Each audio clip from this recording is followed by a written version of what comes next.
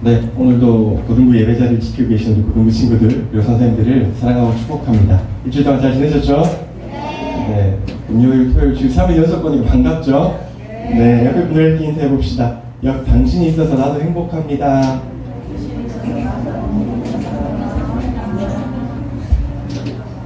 네, 행복한 거 맞죠? 네. 어떻게 은혜로운 수련의 시간 잘 보내셨나요? 여러분 덕분에 저도 다시 한번 여러분들을 볼 수 있었고요. 또 중간중간 이런저런 이야기를 하면서 여러분과 더욱더 가까이 지낸 것 같아서 참 좋은 시간이었습니다. 이런저런 사정으로 참석하지 못할 친구들도 분명히 이 자리에 있는데 마음 불편할 것 없고요. 다음에 참석하면 됩니다. 그런 것에 불편하실 필요가 전혀 없다라고 말씀드려보고 싶습니다. 수련회 때 불렀던 친구들의 이름을 잊지 마시고요. 여러분 친구 이름을 마지막에 적는 시간을 가졌잖아요. 와, 깜짝 놀랐는 게 진짜로 여러분들이 옆에 있는 친구들 이름을 되게 많이 적으시더라고요. 그러면서요, 제일 많이 적은 친구의 이름을 보면서 제가 반성을 했어요. 와, 이 친구가 이렇게까지 이름을 많이 알고 있구나. 나도 이름을 좀 더 여러분의 이름을 외워야겠다라고 하는 생각이 들었고, 또 들은 생각은 제 이름을 잘못 알고 계신 분들이 계신데 제 이름은 김정준입니다. 이상하게 적은 분들 되게 많아요. 그렇지 않습니다, 여러분. 족보에 올라간 이름은 인정하지 않습니다. 법적인 이름만 유효성을 발휘하는 것입니다. 잘 알고 계시죠? 이상하게 부르면 저랑 나중에 따로 데이트 하도록 하겠습니다. 드디어 이제 오늘 쉽지 않다면 그게 정답이다 시리즈의 마지막 시간입니다. 오늘 6번째 시간으로 이야기를 하고 이 시리즈의 설교의 문을 닫아볼까 합니다.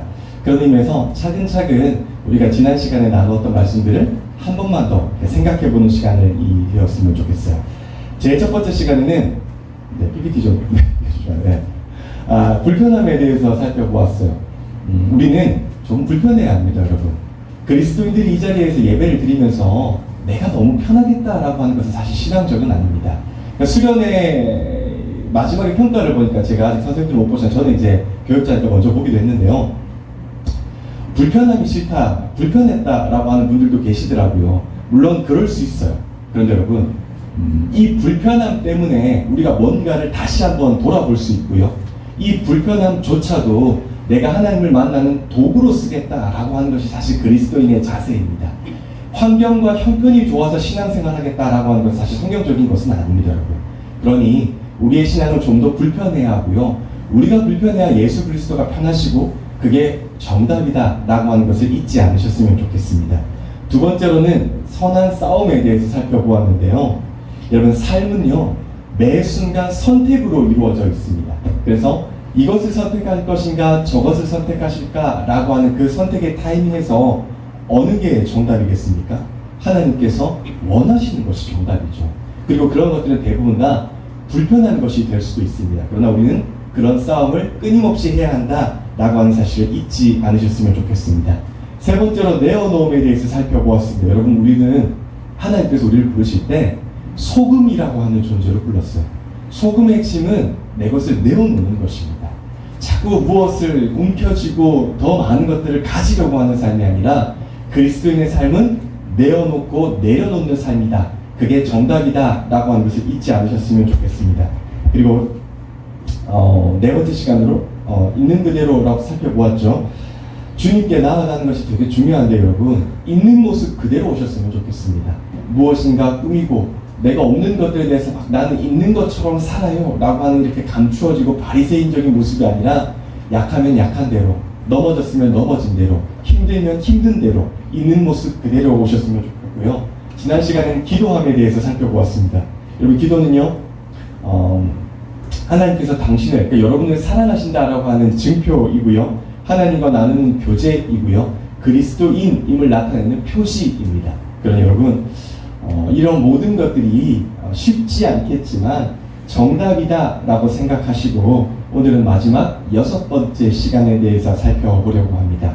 오늘 본문은요, 요한복음의 마지막 장입니다. 그리고 사실 우리가 되게 많이 읽었던 장면들 중에, 많이 설교를 들었던 장면들 중에 한 가지입니다. 그러니까 예수님께서 부활하시고 제자들과 이제 갈릴리에서 식사를 하는 장면이잖아요. 생각해보면 되게 멋지고 따뜻한 장면일 것 같아요.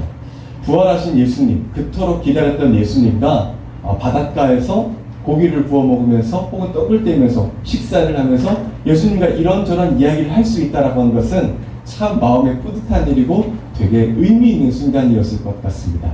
여러분은 그런 생각하지 않으십니까? 저는 종종 이런 생각을 하거든요. 하나님과 예수님 혹은 성령님과 식사를 한다는 것은 어떤 느낌일까?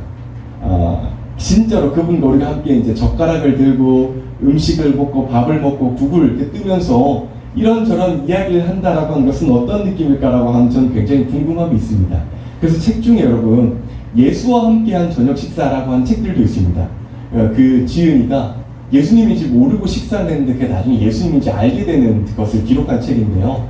그런 책들을 보면 진짜로 예수님과 함께하는 시간과 식사들이 정말로 중요한 시간이고 의미 있는 시간이구나 라는 것을 알게 되는 것이죠. 이 의미 있는 시간에 다 좋았는데 딱 한 사람의 마음이 너무 불편했습니다. 누가 제일 불편했을까요? 누가 제일 불편했을까요? 예수님 제자들 중에 결혼 유다는 이미 이제 없었다고 한 것 같고요. 베드로가 사실 마음이 제일 불편했어요. 왜요? 예수님을 3번이나 부인했기 때문이에요. 여러분 복음서를 보면은 베드로의 성격이 나타나는데 베드로는 진짜 급한 성격을 가지고 있던 사람이에요. 불같은 성격이었어요. 예수님을 보자마자 막 바닷가에서 뛰어내리고 배가 닿기도 전에 그러면서 이 사람의 성격이 굉장히 급했던 것을 보게 되었는데 그 급한 마음으로 예수님을 자기는 절대로 부인하지 않겠다라고 신신당부까지 하고 다짐까지 한 그날 결국 예수님을 3번이나 부인하게 됩니다. 나는 예수님 몰라요. 예수님이 누군지도 몰라요. 예수님과 말도 섞지 않았어요 라고 하면서 예수님을 무려 한 번도 아니고 3번이나 부인하게 되죠, 여러분. 근데 생각해보면 이 베드로의 부인이 남일 같지는 않습니다, 여러분. 왜냐하면 저와 여러분도 사실 삶 가운데 주님을 부인할 때가 많습니다. 물론 우리가 살면서 저는 예수님을 몰라요 라고 부인을 하지는 않지만 여러분 꼭 그것만이 부인은 아닙니다, 여러분. 우리가 일주일간 혹은 하루의 삶 가운데 어떤 친구가 이렇게 이야기하더라고요. 한 번도 예수님을 생각하지 않은 적이 있어요, 하루 동안에. 사실 그것도 예수님을 모른 척한 것일 수도 있습니다, 여러분. 하루 동안 살면서 24시간을 지나면서 하루도 예수님을 생각하지 않았다라고 하는 것 자체가 사실 우리에게는 큰 문제인 것이잖아요. 그래서 우리가 말로는 예수님을 부인하지 않았어요 라고 할지 모르겠지만 삶 가운데는 예수님을 모른 척하고 예수님을 잊어버리고 예수님과 전혀 관계없는 삶을 살았던 우리의 모습들이 굉장히 많이 있습니다. 그런데 여러분, 이 베드로도 그랬잖아요.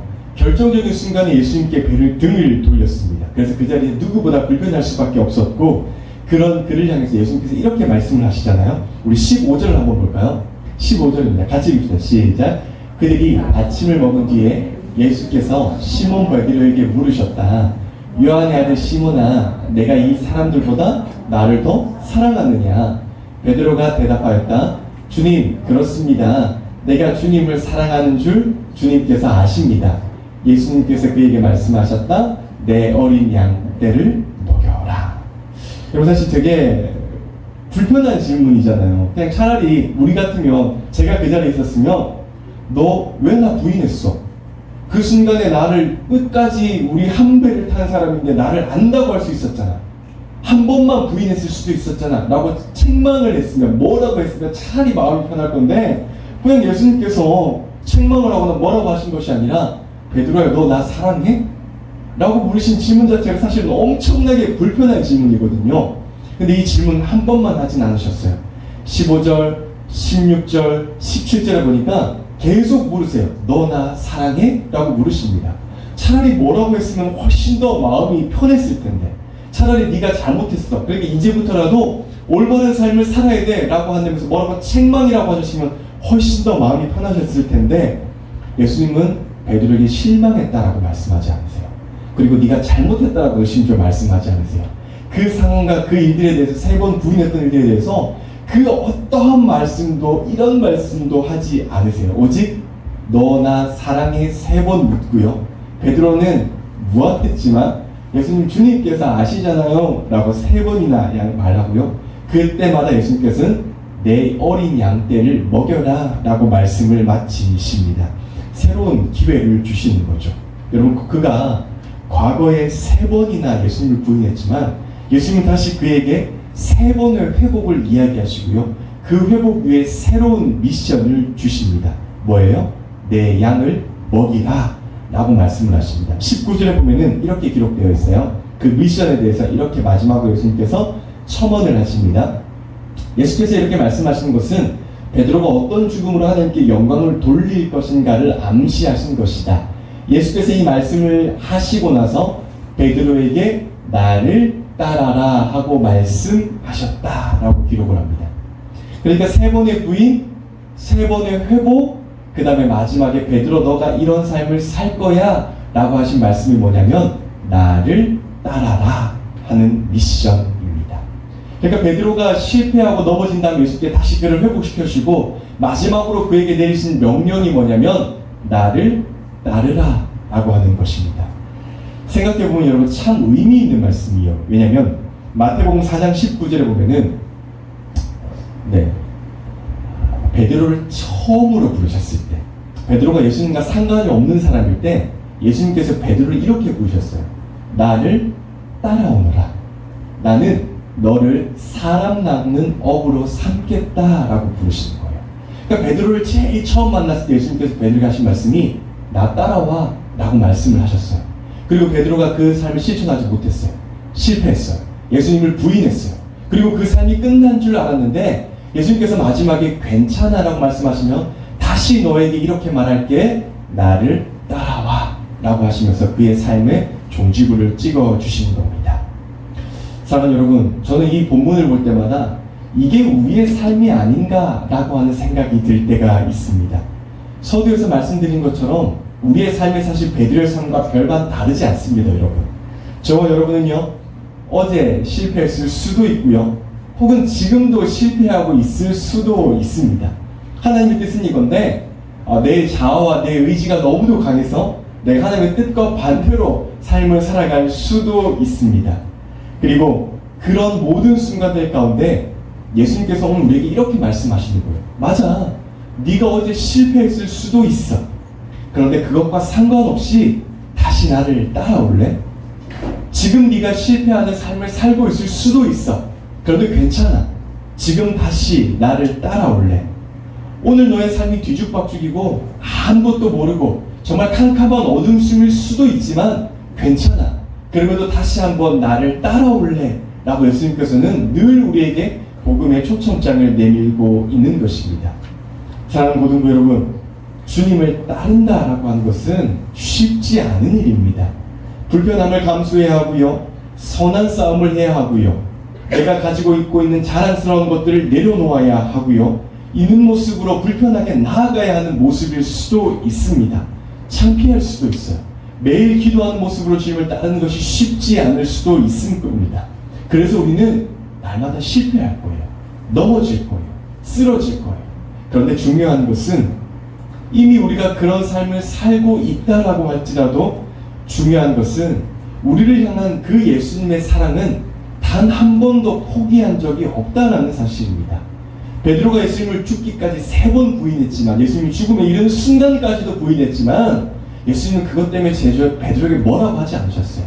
다시 한번 손을 내밀면서 나를 따라올래? 라고 손을 내미시는 것입니다. 베드로도 포기하지 않았던 예수님께서 오늘 저와 여러분에게도 동일하게 말씀해 주고 계십니다. 나를 따라올래? 나를 따르는 삶을 살래? 라고 동일하게 말씀해 주고 계십니다.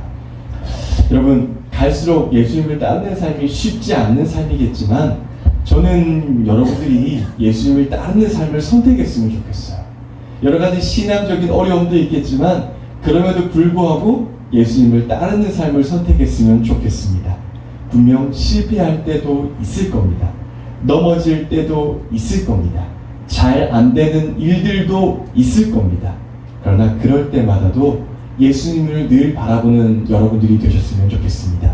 여러분, 제가 생각하는 신앙의 핵심은요, 제가 생각할 때 신앙에 맞다 혹은 신앙의 정답이다 라고 생각하는 것은요, 빨리 가는 게 아니에요.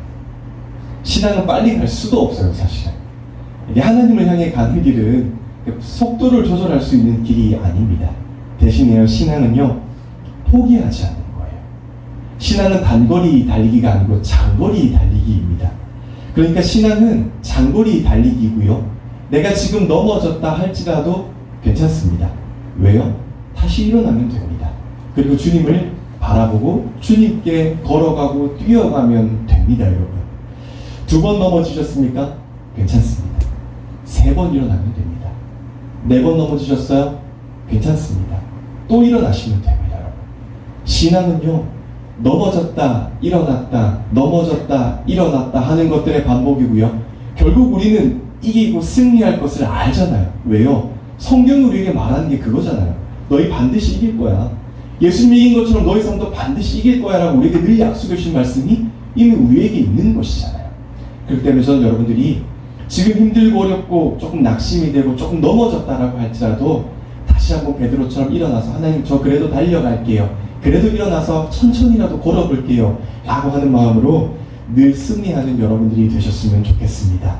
여러분 신앙은요 오늘 제목처럼 또 다시 일어나는 겁니다. 신앙은요 넘어진 그 순간에 낙담하고 낙심하고 왜 하나님 저를 버리셨어요? 라고 하는 것이 아니라 또 다시 일어나는 겁니다. 그러니 그게 정답이고요. 쉽지 않겠지만 우리가 선택해야 하는 삶입니다. 그러니 저는 여러분들이 오늘 하루 가운데 삶을 살면서 혹시라도 마음 가운데 넘어지고 답답하고 앞이 보이지 않는 순간이 있다면 다시 한번 하나님 향해서 걸어가는 우리 공동체가 되셨으면 좋겠고요. 그것이 정답이다 라고 하는 것을 잊지 않는 우리 고등부 공동체가 되시기를 주님의 이름으로 간절히 축복합니다. 창단 여러분 나오실까요?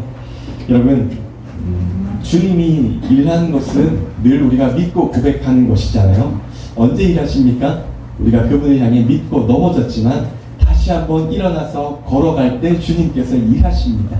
그리고 오늘 이 순간도 하나님께서 일해 주세요. 내가 힘들고 연약하고 나는 되게 약한 존재이지만 하나님의 크신 힘과 하나님의 크신 능력으로 오늘도 주님의 일하심을 믿고 그렇게 내가 일어날 수 있게 해주세요 라고 하는 마음으로 우리 함께 결단하면서 찬양하도록 합시다.